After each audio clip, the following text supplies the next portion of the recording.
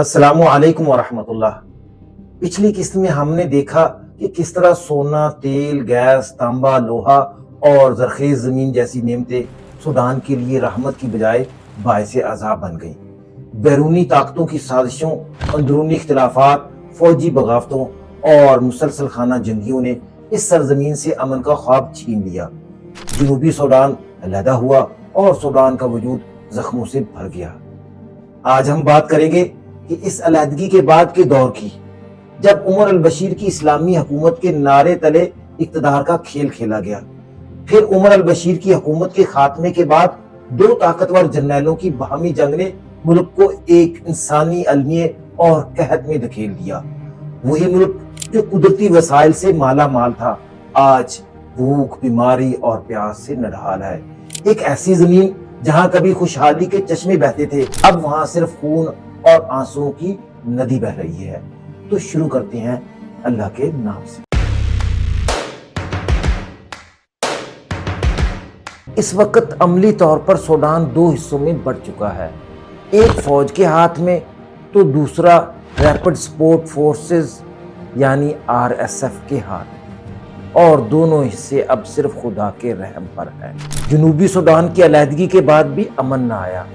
Sudan نے اپنی 1/3 زمین، 70% تیل اور معیشت کا بیشتر حصہ کھو دیا۔ جنوبی سوڈان کی علیحدگی دراصل ایک مغربی منصوبہ تھی تاکہ سوڈان کو کمزور کیا جا سکے۔ تیل کی 90% آمدنی جنوب سے آتی تھی، البتہ حکومت نے اس نقصان کے بعد سونے کی پیداوار بڑھا کر معیشت سنبھالنے کی کوشش کی، لیکن عمر البشیر عوام میں غیر مقبول ہو گئے، فوج کا اعتماد کھو بیٹھے اور اپنی حفاظت کے لیے پرانی چال چلی۔ اس نے جنجوید کو دوبارہ فعال کیا، انہیں سرکاری درجہ دیا اور نام رکھا قوات الدعم السریع، ریپڈ سپورٹ فورسز RSF، جس کا سربراہ حمیدتی کو بنایا۔ مہنگائی، بدعنوانی اور زوال نے 2018 کے آخر میں سوڈان کے شہروں اور قصبوں کو ایک ہی نعرے پر جمع کر دیا، اور وہ تھا عمر البشیر کی حکومت کا خاتمہ۔ عمر البشیر حکومت نے احتجاج دبانے کے لیے سیکورٹی فورسز اور RSF کو استعمال کیا۔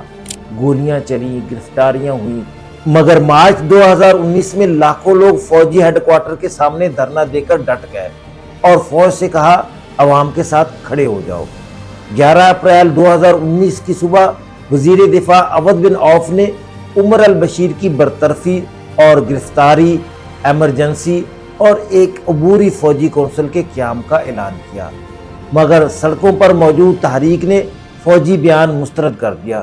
صرف 24 گھنٹے بعد عوض بن عوف ہٹ گئے اور اقتدار فوجی جرنیل عبد الفتاح البرہان کے ہاتھ آیا۔ اسی لمحے محمد حمدان دقلو المعروف حمیدتی، جو RSF کا سربراہ تھا، عبوری کونسل کا نائب بنا اور طاقت کے مرکز کے عین قریب پہنچ گیا۔ برہان ایک روایتی فوجی جرنیل اور مصر کے قریب، جبکہ حمیدتی ایک دولت مند قبائلی سردار اور UAE اور سعودی عرب اور روسی نیٹ ورک سے جڑا ہوا۔ یہ دو شخصیات وقتی اتحادی صحیح مگر متوازی ریاستی ڈھانچوں کے نمائندہ تھے۔ عوامی دباؤ کے تحت ایک معروف ماہر معاشیات ٹیکنوکریٹ عبداللہ حمدوک کو عبوری وزیر اعظم نامزد کیا گیا تاکہ سول منتقلی کا روڈ میپ بن سکے۔ انہیں یہ ذمہ داری اس وعدے کے ساتھ دی گئی کہ وہ فوج اور عوامی تحریک کے درمیان توازن قائم کریں گے اور ملک کو جمہوری انتخابات تک لے جائیں گے۔ حمدوک نے اقتدار سنبھالتے ہی معاشی اصلاحات کا آغاز کیا، عالمی برادری کے ساتھ تعلقات بحال کیے، سوڈان کو دہشت گردی کی فہرست سے نکلوانے میں کردار ادا کیا اور امن معاہدوں کے ذریعے داخلی خانہ جنگیوں کو ختم کرنے کی کوشش کی، لیکن انہیں دو طرفہ دباؤ کا سامنا رہا۔ ایک طرف فوجی اسٹیبلشمنٹ تھی جو اختیارات نہیں چھوڑنا چاہتی تھی، اور دوسری طرف عوامی قوتیں تھیں جو مکمل سول حکومت کا مطالبہ کر رہی تھیں۔ جنرل برہان اور حمدوک کی عبوری حکومت نے جو سب سے بڑا کارنامہ سر انجام دیا وہ اسرائیل کے ساتھ تعلقات قائم کرنا تھا۔ سوڈان اور اسرائیل کے درمیان تعلقات کا باضابطہ قیام 23 اکتوبر 2020 کو اس وقت ہوا جب ڈونلڈ ٹرمپ کی انتظامیہ نے اپنے ابراہیمی معاہدوں کے تحت سوڈان کو اسرائیل سے تعلقات معمول پر لانے کے بدلے معاشی ریلیف اور سفارتی مواد کی پیشکش کی، خرطوم کی عبوری قیادت جنرل عبد الفتاح البرہان اور وزیر اعظم عبداللہ حمدوک نے اس شرط پر آمادگی ظاہر کی کہ امریکہ سوڈان کو دہشت گردی کی ریاستوں کی فہرست سے نکال دے اور عالمی مالیاتی اداروں میں اس کی بحالی کا راستہ ہموار کرے۔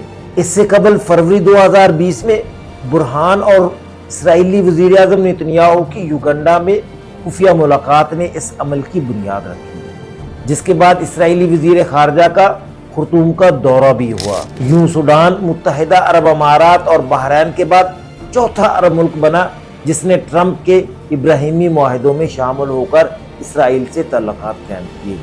یہ فیصلہ سوڈان میں داخلی طور پر شدید بحث اور اختلاف کا باعث بنا۔ عبوری برسوں میں سوڈانی معیشت گرتی گئی، ڈالر اوپر، روزگار نیچے، تعلیم و صحت مفلوج۔ جو پیسہ آیا چاہے خلیج یا یورپ یا روسی چینل سے، عوام کی بجائے ہتھیار اور عسکری ڈھانچوں کی طرف بہتا رہا۔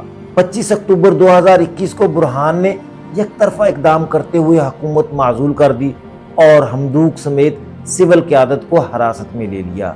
عوام دوبارہ سڑکوں پر آ گئے۔ کچھ ہفتوں میں حمدوک بحال بھی ہوئے، لیکن فوجی عدم تعاون اور رکاوٹوں کے سبب جنوری 2022 کو یوم آزادی پر انہوں نے استعفیٰ دے دیا۔ یوں ریاست دوبارہ دو بندوقوں کے بیچ آ گئی، یعنی فوج اور RSF۔ اس بند گلی سے نکلنے کے لیے 2022 میں ایک فریم ورک معاہدہ سامنے آیا، جس کا خلاصہ یہ تھا کہ فوج اور RSF ایک متحدہ کمان میں ضم ہوں، سول حکومت بنے اور 2 سال میں با اختیار سویلین نظام کی طرف واپسی ہو۔ تصاویر بنی، بیانات آئے، مگر بنیادی گرہ نہ کھلی۔ برہان اور حمیتی میں اختلاف بڑھتا گیا۔ برہان اور فوجی حلقے مطالبہ کرتے رہے کہ RSF کو فوج میں ضم کیا جائے۔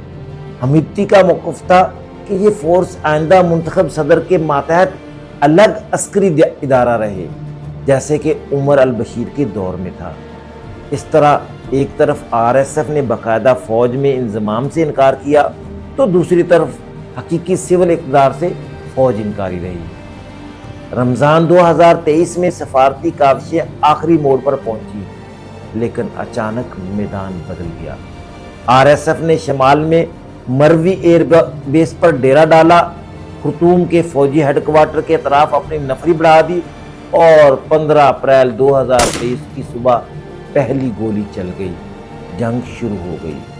کچھ ہی دنوں میں دارالحکومت خرطوم اور دیگر شہر نیالا، کردفان، الجزیرہ اور خصوصاً دارفور خون اور آگ میں ڈوب گئے۔ شہری جنگ میں RSF کے ہلکے مگر چالاک جنگی ہتھیار تباہ کن ثابت ہوئے۔ ٹینک اور فضائیہ نے جوابی کارروائیاں کی تو پوری آبادی بجلی، پانی، علاج اور خوراک سے محروم ہوتی چلی گئی۔ ابتدا میں اموات کی تعداد ہزاروں میں بتائی گئی اور 20 لاکھ سے زیادہ لوگ بے گھر ہوئے۔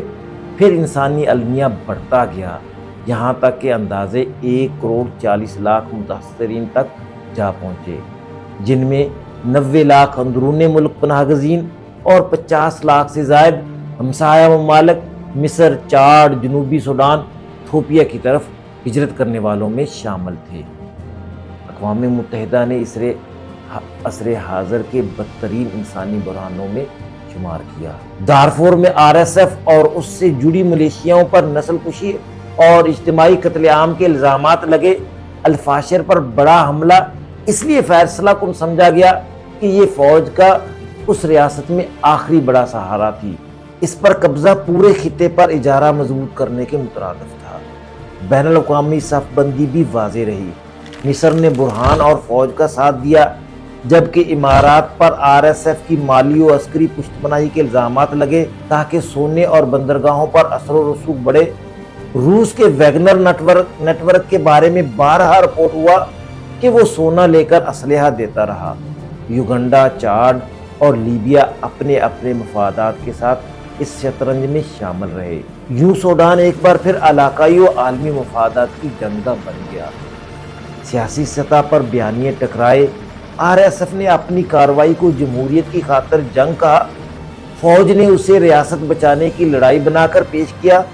حقیقت یہ ہے کہ دونوں فریقوں نے طاقت کے ذریعے عوام کی قیمت پر فیصلہ چاہا۔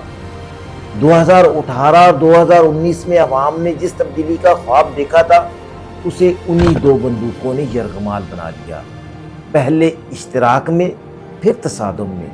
ایک طرف فوج ہے جو حقیقی سول اقتدار سے ہچکچاتی ہے، اور دوسری طرف RSF جو ضم ہونے سے انکاری اور اپنی متوازی عسکری و مالی سلطنت پر قائم ہے۔ فریم ورک معاہدہ کاغذ پر خوبصورت تھا، مگر زمین پر سونے کی کانیں، بندرگاہیں، سرحدی راستے، بیرونی پیسہ اور اندرونی وفاداریاں زیادہ مضبوط نکلی۔ دنیا اپنے بیانات میں گہری تشویش کا اظہار کرتی ہے۔ یہ تشویش نہ کسی بچے کو کھانا دیتی ہے، نہ کسی خاندان کو تحفظ۔ آج سوڈان کا منظر ایک ایسے ملک کا ہے جس کی سانسیں بند، معیشت منہدم اور ریاستی ادارے مفلوج ہو چکے ہیں۔ روزمرہ زندگی اب معمول نہیں رہی، بلکہ جنگی جرائم کی ایک لرزا دینے والی فہرست بن گئی ہے۔ بازار، ہسپتال، اسکول اور عبادت گاہیں سب یوں دکھائی دیتی ہیں جیسے کسی صدی پرانی تباہی کے آثار ہوں۔ ایسے میں الفاشر پر RSF کے قبضے نے رہی سہی کسر بھی پوری کر دی۔ شہر کی گلیوں میں ایک طرف لاشیں بکھری ہیں، دوسری طرف گھر اور عمارتیں ملبے کے ڈھیر میں بدل چکی ہیں۔ یہ ایسا منظر ہے جہاں زندگی کے چراغ بجھ چکے ہیں اور امید کا کوئی سرا دکھائی نہیں دیتا۔ بس خاموش چیخیں، ٹوٹا ہوا شہر اور ایک قوم جو ظلم کی راکھ میں مستقبل تلاش کر رہی ہے۔ اللہ تعالیٰ سے دعا ہے کہ وہ سوڈان کے مسلمانوں پر رحم فرمائے۔ اگلی قسط میں ہم دارفور کے اہم شہر الفاشر پر RSF کے قبضے کے بعد وہاں خاک و خون سے لکھی جانے والی قیامت کی داستان بیان کریں گے۔ سیٹلائٹ تصاویر کے ساتھ جاری ہونے والی رپورٹس نے دنیا کو ہلا کر رکھ دیا ہے۔ ان میں پورے کے پورے محلے مٹتے ہوئے اور لاشوں کے انبار اوپر سے صاف دکھائی دیتے ہیں۔ حتیٰ کہ الفاشر کے مرکزی اسپتال میں 460 سے زائد مریضوں اور زخمیوں کو گولی مار کر قتل کیے جانے کے شواہد بھی سامنے آئے ہیں۔ یہ صرف جنگ نہیں بلکہ انسانیت کے خلاف ایک منظم قتل عام کی داستان ہے۔ والسلام علیکم ورحمۃ اللہ۔